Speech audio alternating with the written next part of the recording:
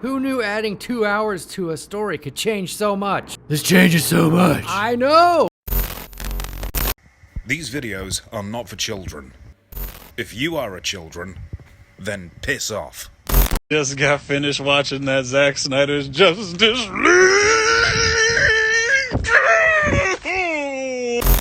Hey there, it's me, your least favorite YouTuber, Infuso. And as an avid nerd, geek, and comic book fan, I'm actually legally required to talk to you today about the Zack Snyder Cut of Justice League. We live in a society. We're supposed to act in a civilized way. Now, if you're somehow unaware of the situation, then I suggest getting out of the rock you sleep under. But I'm gonna lay it down for you anyway. Zack Snyder was set to direct the supposed-to-be smash hit Justice League. But when real-life tragedy struck, he left the project early after completing a good portion of his vision. And that footage was then handed over to Joss Whedon, who took very little of what was filmed and created a completely different movie. And now, 3 years later after the failure of that film, Warner Brothers have given Zack a second opportunity of creating the movie he wanted. Also while completely erasing the previous one from the DC Cinematic Universe's canon, so... Alright, hey. Alright, good job, guys. And before I get into this movie, I think I should clear up just how I feel about Zack Snyder, Joss Whedon, and the DC movies as a whole. Now, I'm a DC fan. I always have been. It's the brand that I stand behind. But even in saying that, I'm not really a fan of most of the DCEU movies. As a matter of fact, I'll go ahead and say I downright hate most of them. Especially the ones that Zack Snyder had a hand in. I just think that while he's a talented dude who creates interesting and compelling visuals, his storytelling and characterization are more than just a little lacking. To me, he's the epitome of style over substance. Now, alternatively, creatively speaking here, not personally, I actually love Joss Whedon. He did a good job of creating the first Avengers movie, not so much with the second one, but the first one was good. And much more importantly than that to me, he brought us Buffy the Vampire Slayer and Angel, two of my all-time favorite franchises. Now, with all of that in mind, it may surprise you when I say, I absolutely loathed Joss Whedon's Justice League. I hated this movie. Hated this movie. Hated it. Hated every simpering, stupid, vacant, audience-insulting moment of it. Zack and Joss's styles just don't mesh well at all, so the original final product constantly conflicted with itself. Not to mention the fact that working around his major actors' schedules being next to impossible led to several very obvious stand-ins throughout the film. And that's also not mentioning the fact that Henry Cavill's lips had to be poorly CGI'd over to remove a mustache he grew. You can call that After Effects job Mission Impossible. And I'm not even talking about the fact that everything seemed really rushed with him working around footage that someone else shot, that had completely different context behind it than the story he was trying to tell. Now, normally, the humor he injects into stories that he's told doesn't distract from the story and flows naturally. I just don't like putting you guys in danger. Oh, I laugh in the face of danger. Then I hide until it goes away. But in the Justice League, it just came off as somebody pressing the pause button on someone else's work, telling a joke, and then pressing play again. Like brunch. Like, what is brunch? You wait in line for an hour for essentially lunch. What's the deal with airplane peanuts? It was bad. As a matter of fact, the original Justice League movie was so horrendously awful, so completely uneventful, that even though it features some of my all-time favorite fictional characters, even though it's written and put together by one of my all-time favorite creators, I still could never bring myself to finish it before writing this script. And I tried no less than 4 or 5 times, and still... No.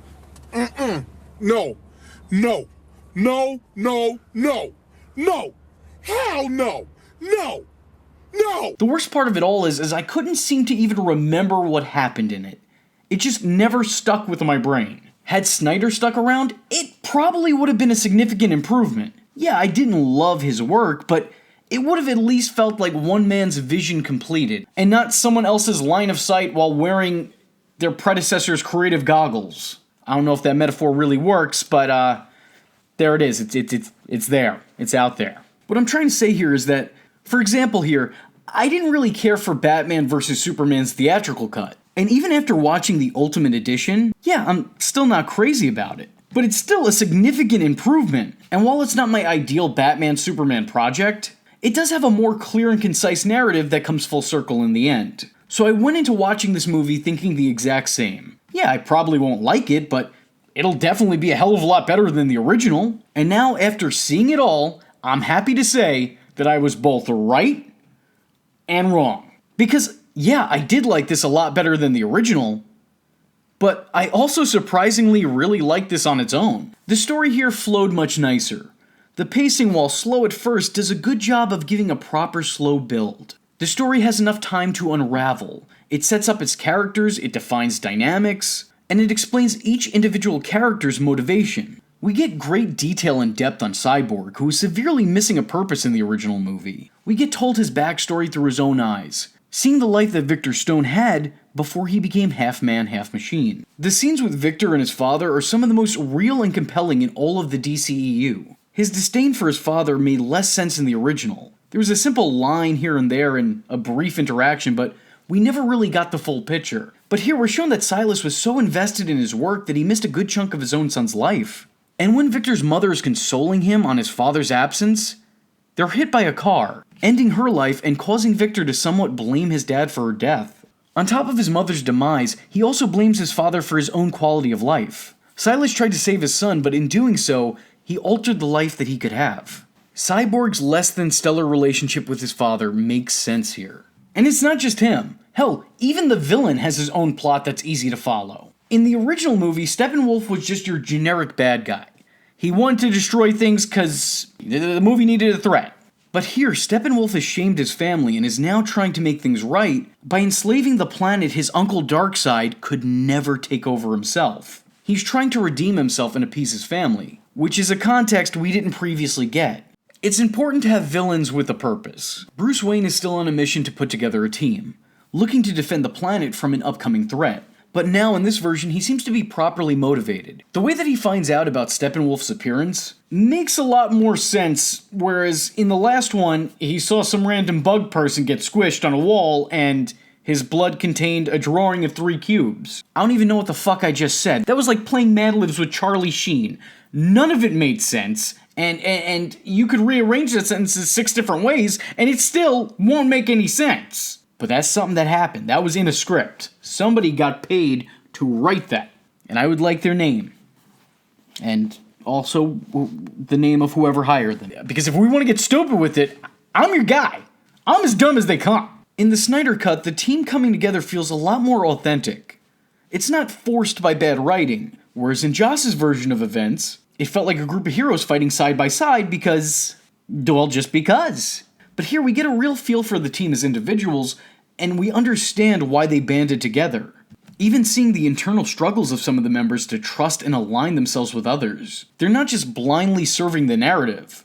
Hell, some of them are almost actively trying to fight against it. The tension here doesn't seem mechanical. You know, Wonder Woman and Batman aren't at each other's necks the whole movie for some lame brain attempt at drama. Here, they're very much on the same side. I would even say that they're the prime factors of bringing everybody together. Whereas Aquaman is a little bit more hesitant to be a part of this team, as is Cyborg. And throughout the movie, their stances change for different reasons, but again, it never feels like they're just pieces moving along in a predetermined story. But if I had to pick one thing that I really, really appreciate this movie for, like the one thing I like about it the most, it's that this isn't We Need Superman, the movie. Because the thing that always annoyed me about Joss Whedon's Justice League is that it kind of discredits the rest of the league, as they spend most of their on-screen time talking about how much better Superman was than all of them, and how useless they are without him.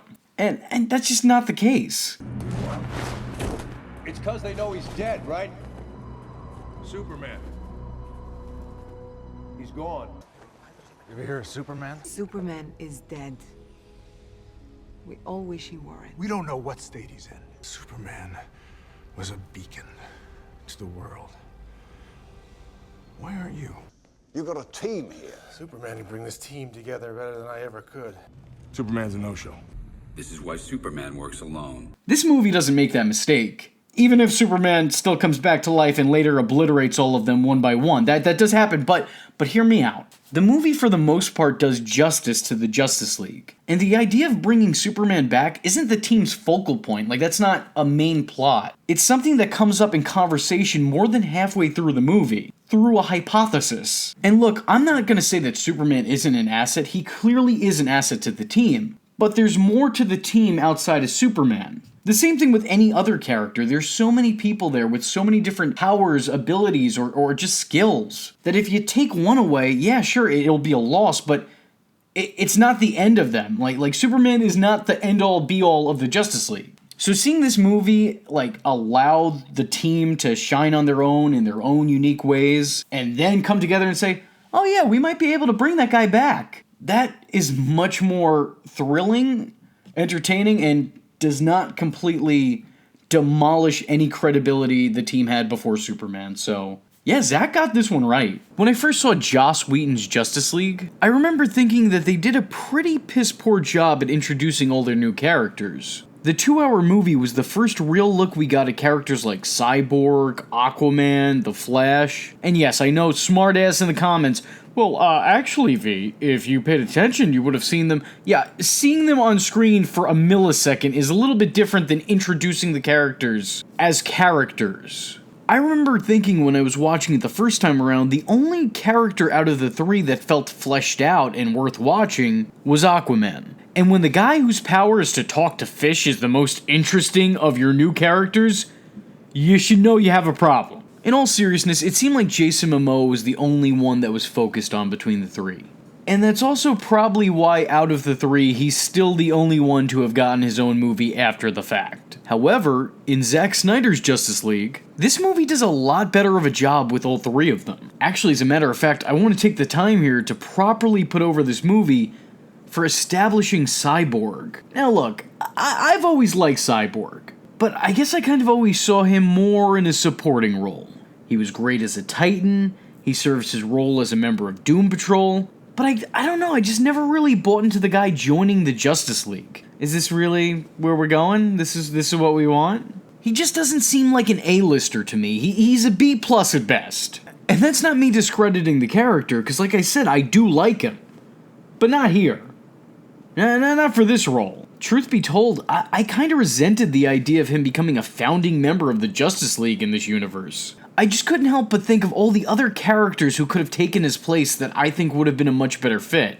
Martian Manhunter, Hawkman or Woman, Green Arrow, Black Canary, any one of the Green Lanterns. Hell, I'll take John Constantine. But we're really gonna choose the generic half-robot guy that's really what we're doing? And the idea, the very concept of making a solo Cyborg project seemed laughable to me. But I can honestly say that this movie changed my perspective on all of that. Not only was his backstory treated with more respect and depth than I'm used to in a Cyborg backstory, but Ray Fisher really put his all into this performance, and it shows. At the end of the day, actors are actors. It's all just a job. Everyone just wants to get a paycheck. But I don't know if this was just a job for Ray Fisher. Or at least it didn't feel like one. It genuinely seemed like something he was very passionate about, and it comes through in the final product. I can't even tell you how surprised I am to be able to sit here and tell you that in a movie that has Batman, Superman, and Wonder Woman in it, Cyborg somehow steals the show. Movie. Event.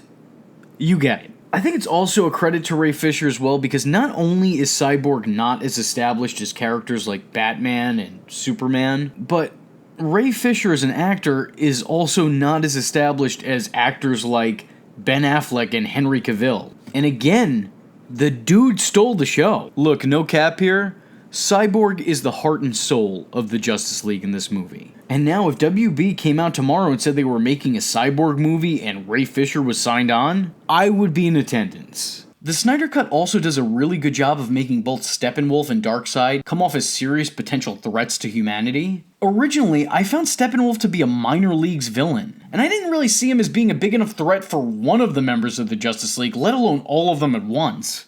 And yet that movie still made it seem like the Justice League were incapable of stopping him, and Superman was necessary, otherwise they were all fucked. Here, they got things right.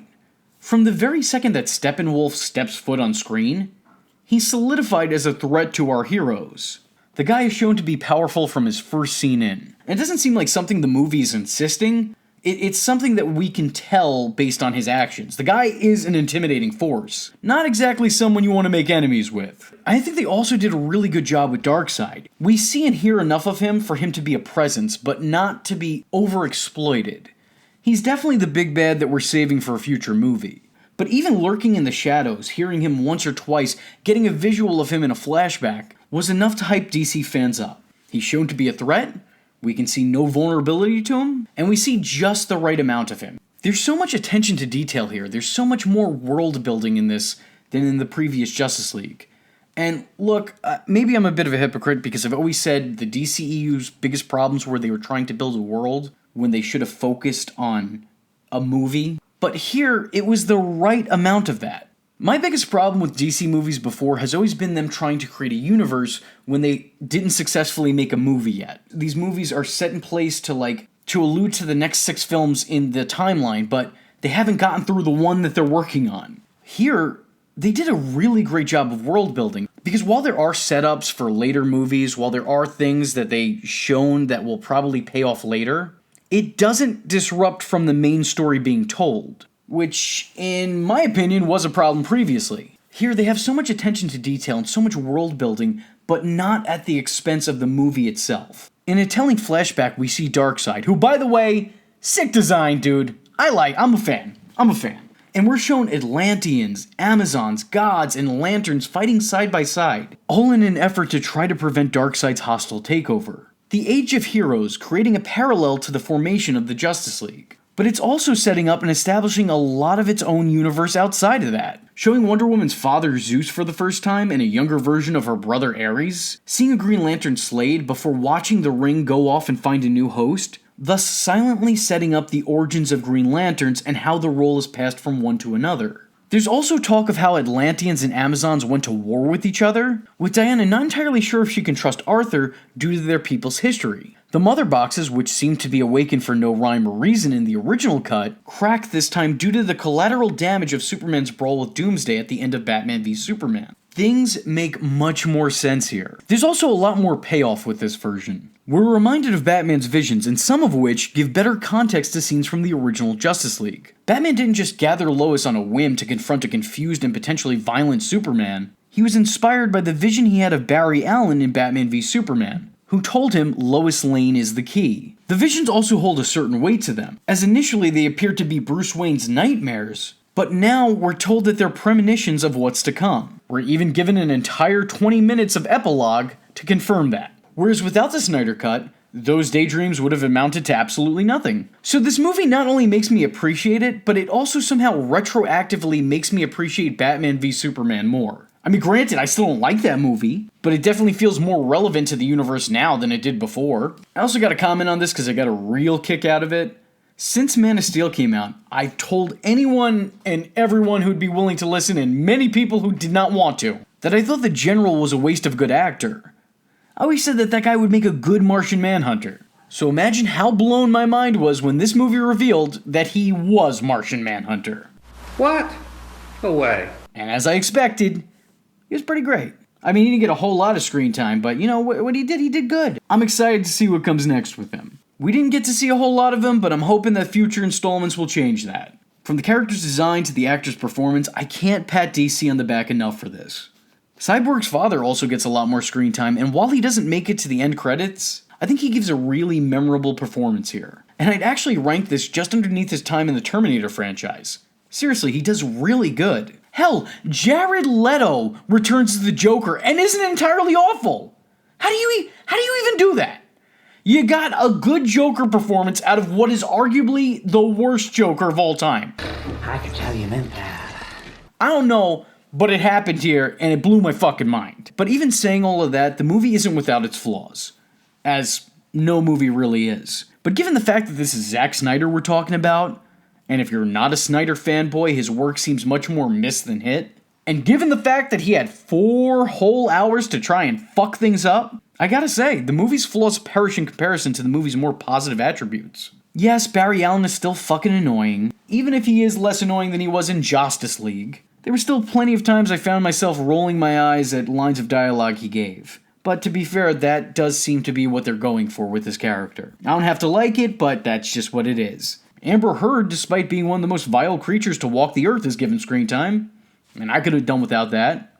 And her, just her in general, I could have done without. Mira has a completely different accent here than she does in Aquaman, and also the earlier Justice League, because I don't know. There were a couple scenes I actually found myself missing from the original Justice League, like that ending scene where they recreate the legendary race between Superman and Flash being my number one. I also was kind of partial to that Do You Bleed rehash. I thought that was pretty fun. And I'll admit it, I know Ray Fisher is adamantly against it for one reason or another, but I do kind of miss the booyah. Say the line! Booyah. But even in saying that, the scenes I missed were far and few in between, and they ultimately weren't that big of a loss compared to all that was gained. So overall, I gotta say, I actually really like Zack Snyder's Justice League. And I don't know, I think he showed some real potential here. I would genuinely be surprised and upset if the man didn't return. Zack, you did a real good job this time, but I got my eye on you, right? I'm watching you. I'm just waiting, silently waiting for you to drop the DC ball. And when you do, I'm gonna say some unfavorable things about your talents on the internet. So you just be ready for that, mister, right? In all seriousness, with that being said, I was your least favorite YouTuber, Infuso, and I thank you for watching. Hope to see you in the next one. I am vengeance. I am the night, and that was Infuso. Just remember, if you're not tuning in, then you're missing out. So, if you like the words that came out of his mouth hole, and you too would like to become a V-generate, don't forget to like and subscribe. Thanks for watching, nerds! Catch him next time. Same bat time, same bat channel.